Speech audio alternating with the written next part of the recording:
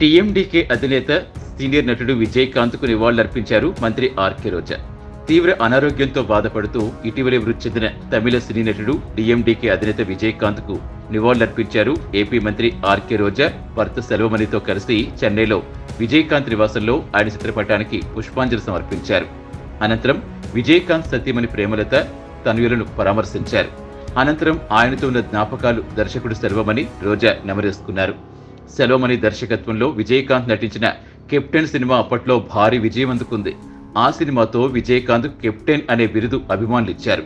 ఇక విజయకాంత్ రోజాతో కలిసి పలు సినిమాలు నటించి భారీ విజయం అందుకున్నారు. విజయకాంత్ తో ఉన్న అనుబంధం విడదీరాందిగా రోజా పేర్కొన్నారు.